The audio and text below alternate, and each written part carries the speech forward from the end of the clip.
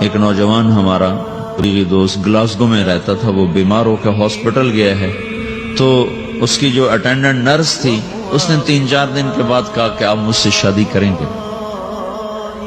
اس نے کہا میں مسلمان ہوں، تم کرسچن ہو؟ کہا میں مسلمان ہو جاؤں، اگر آپ شادی کر دو تو میں مسلمان ہوں۔ اس نے کہا تم کس وجہ سے مجھے یہ پیشکش کر دو؟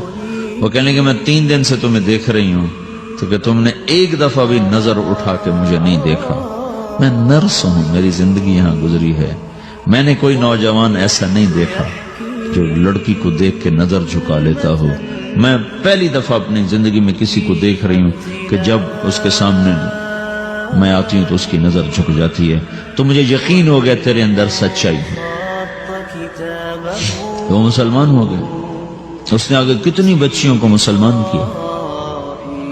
پھر اشفاق احمد صاحب مرحوم تھے، یہ ڈرامہ رائٹر، ان سے اچھی سلام دعا تھی میری، تو ایک دن مجھ سے کہنے لگے کہ میں تبلیغ کے کام سے متاثر ہوا ہوں انگلینڈ جا کر، پاکستان میں نہیں انگلینڈ جا کر، تو میں ایڈنبرا میں پارک میں بیٹھا تھا، میری بیوی میرے ساتھ بیٹھی تھی، تو ایک جماعت آئی، انہوں نے آ کر اذان دی مغرب کی اور نماز پڑھی۔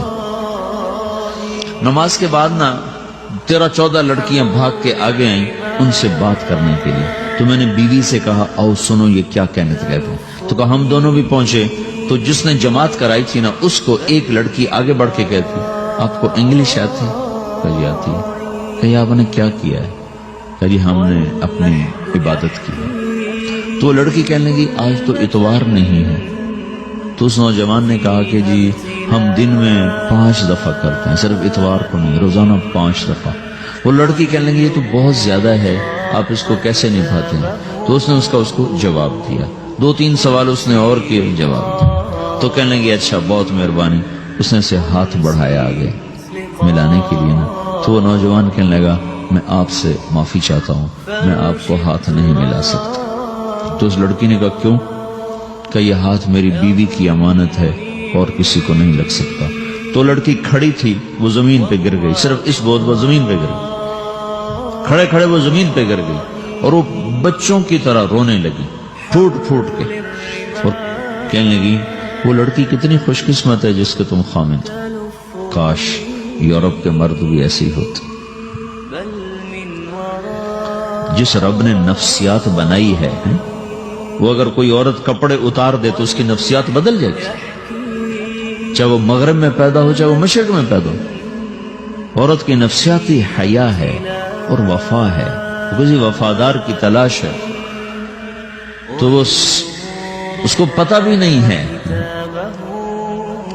کہ مشرق کا حیا کیا ہے، لیکن وہ اس کو اللہ نے عورت بنایا ہے، اس کے اندر کی وہ نہیں مر سکتی چیز۔ کاش یورپ کے مرد بھی ایسے ہوتے۔ اور آنسو پوچھتی ہوئی وہاں سے اٹھ کے چل دی۔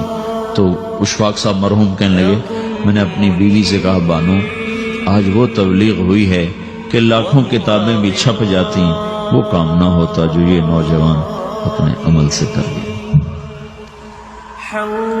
تو میرے عزیزو کٹی پتنگ نہ بنو، اپنی کٹی پتنگ کی منزل کوئی نہیں رہتی۔ اللہ اس کے رسول کے ہاتھ میں اپنے ڈور دے کے چلو، اللہ اس کے رسول کی غلامی میں اپنے آپ کو چلاؤ، تو اللہ تمہیں بھاگ لگائے، عزت بھی دے گا۔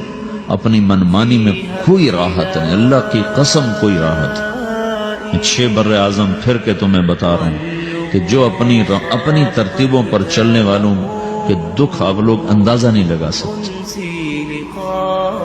چلنا ہے تو اللہ اس کے رسول کی زندگی کو اپنا کے چلو، اللہ تمہاری دنیا بھی سکھ والی بنائے گا، آخرت بھی سکھ چین والی بنائے گا۔ لیکن یہ سیکھنا پڑے گا، سیکھنا پڑے گا۔ تبلیغ اس کو سیکھنے کی محنت ہے اور اس کو آگے پہنچانے کی محنت۔ تو یہ عمر ہے، اس وقت ساری دنیا اسلام کے لیے تیار ہے، چونکہ نظریاتی طور پر دنیا شکست کھا چکی، کسی کے پاس کچھ نہیں۔